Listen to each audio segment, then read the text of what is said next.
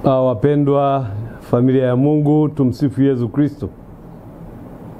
Ninayezungumza nanyi ni Tadeus Ruwaichi, askofu mkuu wa Jimbo Kuu la Dar es Salaam. Ninaomba kuja kwenu kuhusu swala la warsha ya walei. Hili ni jambo ambalo sio jipya, ni kitu ambacho tumekuwa tukikifanya kwa miaka ya karibuni.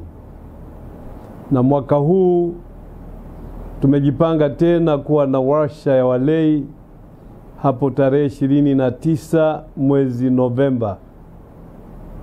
Warsha hii itafanyika katika parokia ya Tabata.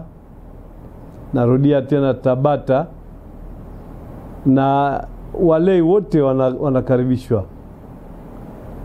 Katika warsha hii yatazungumziwa mambo mbalimbali. Kuna mada zilizoandaliwa na ambazo naamini kwamba zitakuwa za manufaa kwa washiriki. Lakini pia kutakuwa na fursa ya kuuliza na kupata majibu kuhusu maswali mbalimbali. Aidha, kutakuwa na fursa ya kusali pamoja. Warsha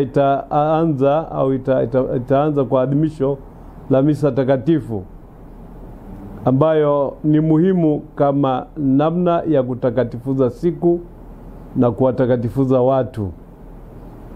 Naomba nitumie fursa hii kuwahimiza waamini walei wa Jimbo Kuu la Dar es Salaam waweze wakaenzi siku hiyo na kujitokeza kwa wingi.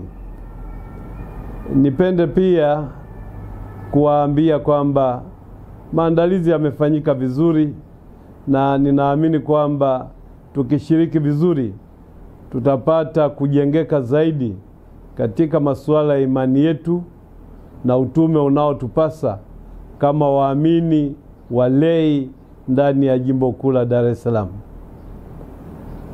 Napenda nitumie fursa hii kuwatakia maandalizi mema na ushiriki wenye tija katika tukio hili. Mungu awabariki na kuwalinda.